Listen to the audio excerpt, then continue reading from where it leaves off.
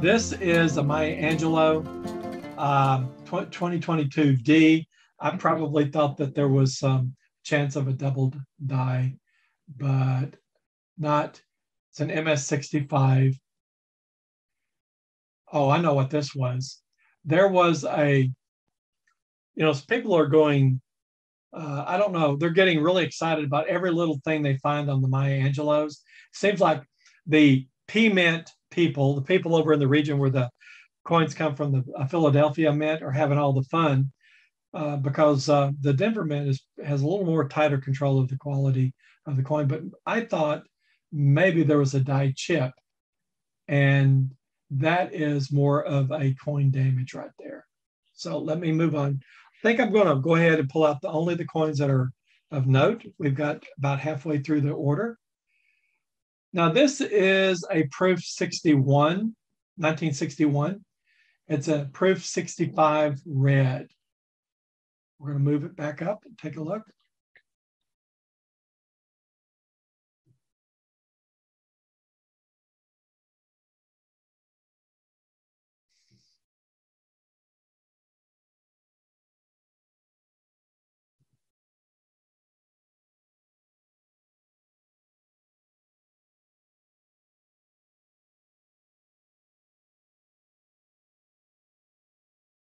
Okay. Looks more impressive in person, but it looks like there's some surface condition there. I'm not sure, but it's proof 65. Okay. And the interesting thing about this is it has a slight rotation on the reverse. You can see it when you orient the slab on the desk.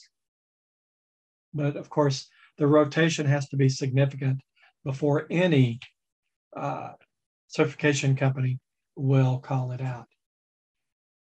Large date rim clip. This is the 1970S. And this was probably another one of those that the machine doubling kind of fooled me. And you can see the rim clip right there.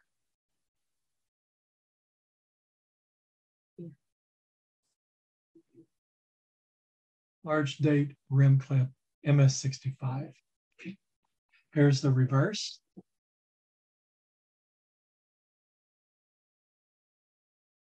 Okay.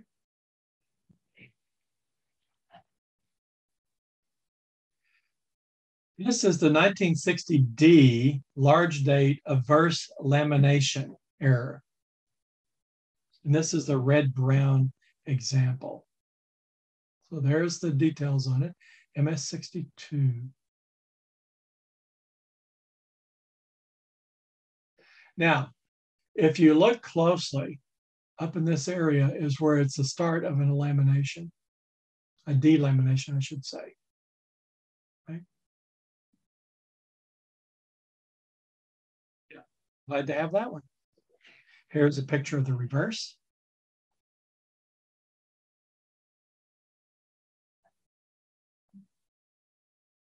Okay.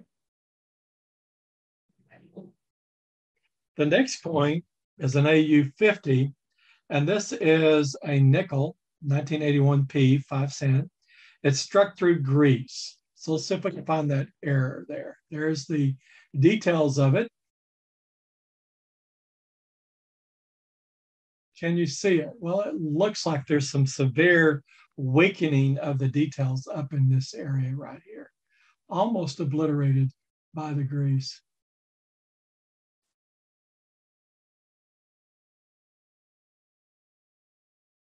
Let's look at the reverse. Yeah, look at, looks okay there. Let me go down a little further. And I will. Coin's not in really good shape. Let's move that out. It's a little bit better there. You can see it better.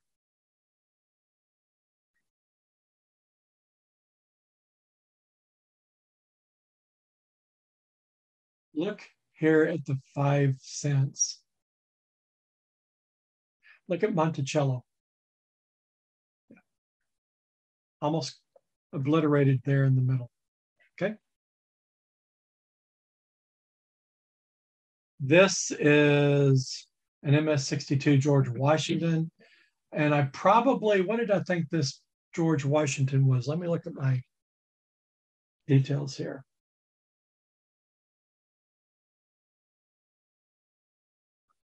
Thought it was a DDR on states. So we'll look at the backside of it in just a bit. Nothing really standoutish on the averse.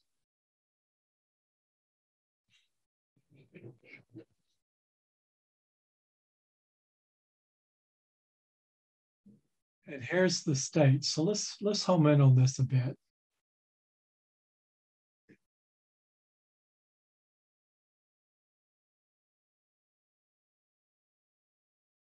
Now you can see that shelf-like structure there at the top. Look at the S.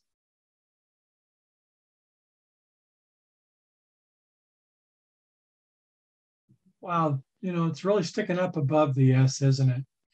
And perhaps I thought that there's really a nice separation between the upper serif on the top arm to the right there of the S.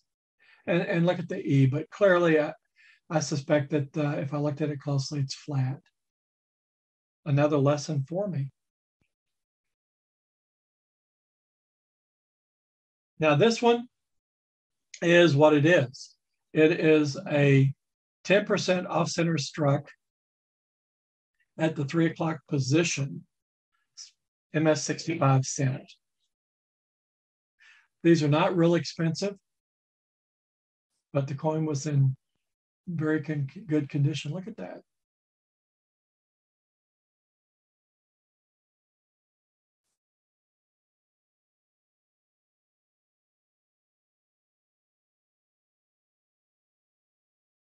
Try not to wash it out, right? Very nice. Let's look at the other side.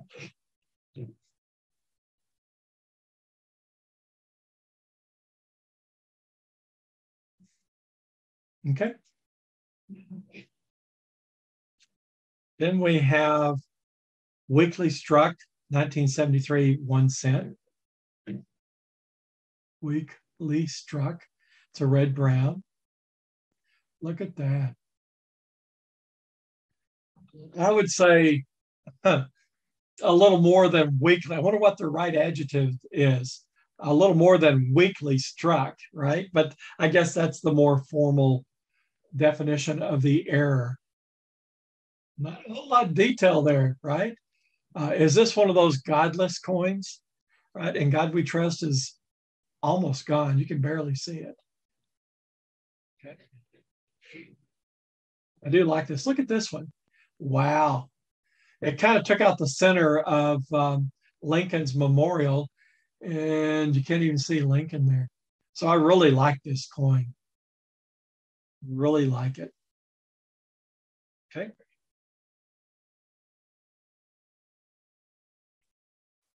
Here's another one, off-center struck. Double struck and second struck, 85% off-center uniface. Ooh, there's a lot going on in this one, isn't it? So let's take a look at it. Here's the details. I'll let you absorb it before we take a look at the coin. And it is MS-60. I like it. Look at this. Wow. 1989 double struck uniface. So let's look at the back side.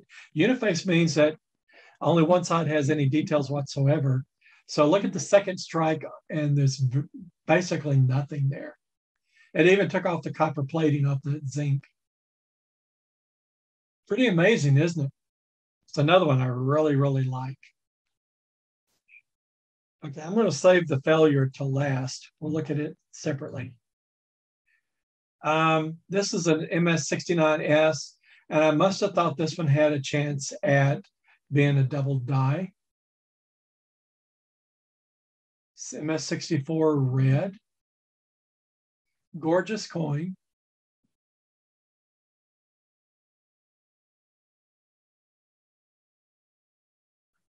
So let's lower it a bit.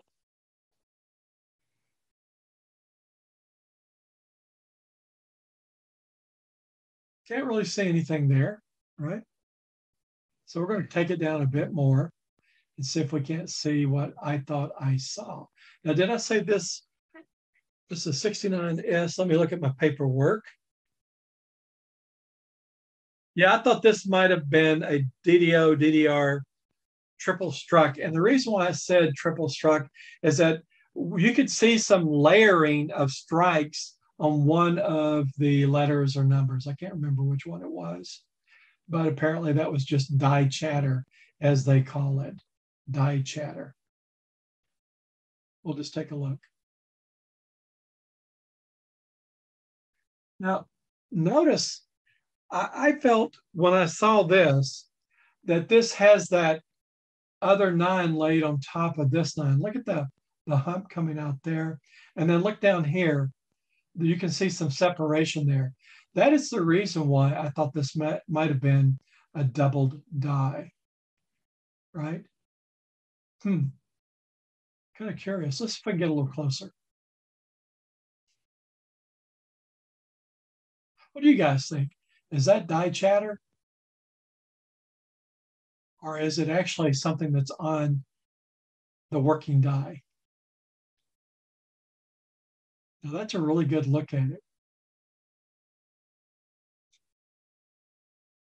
I don't know, I guess, I can't get the toothpick in there, it's so close. If you look to the left of the 6, that does look like a little shelving, but it looks like it has more than just a flat surface to it. But then again, I'm not the expert. These guys have years and years and years of experience. Look at the 9, the leftmost 9, whoops, and the ridge as it terminates down there. Okay. Let's see what else we can see in this one.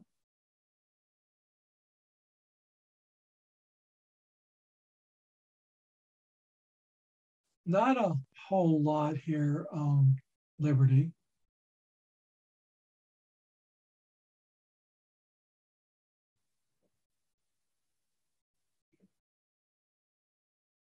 Okay, there's some scratches, perhaps. That's what hurt its rating. Although I am happy with the 64. Let's look at the reverse.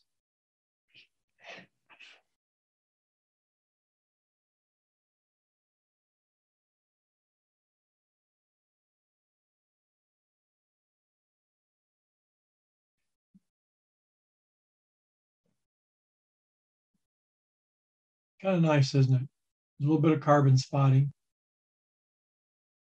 That also probably hurt the overall rating of it.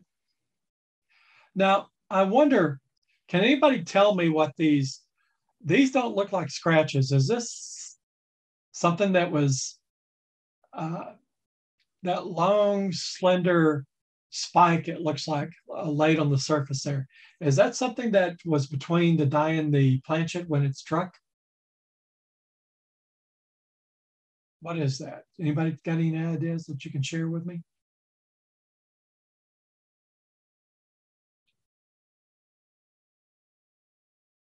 If G is not really pronounced. Back on the T, on the cent. So it looks like maybe the shelving, a little bit of die chatter. And perhaps it was this upper portion of the E that caused me to have stars in my eyes, so to speak. Okay. So that was it. That was the 1969 SMS64 red. We're almost done. Okay, I have a 2022 1 cent die clash. So I'm going to slide it up in there. I'll give you a more extended view of it in just a moment. Let's see if we can see the die clash. And we may have to back off a bit. There's something right there. So let's back off.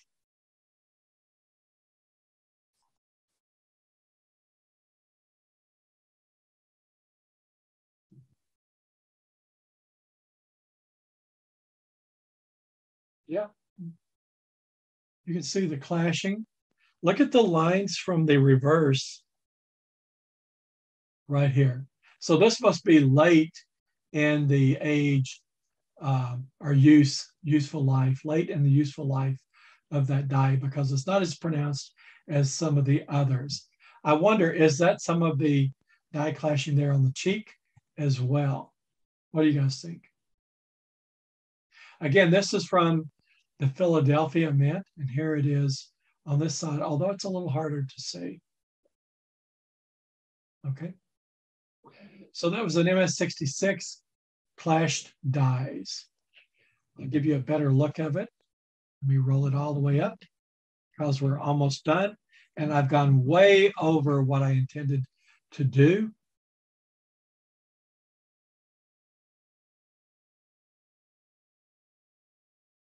It's hard to see them, but maybe I can adjust the light a bit. You have to really, when you have it in your hand, you have to turn it a certain way to really see the clashing results. Okay. And the last, next to the last coin, is a reverse die crack on a 1996 1 cent. This is AU50, just show you the information. The reverse, there's nothing exciting going on here. So let's put it over on the reverse and see if we can find that die crack. Okay, probably should have been conserved a bit before it went into the case. And, you know, that's probably my fault. I'm only lately have I begun paying the extra money to get any conservation for each order of 20 coins. So where is that die crack?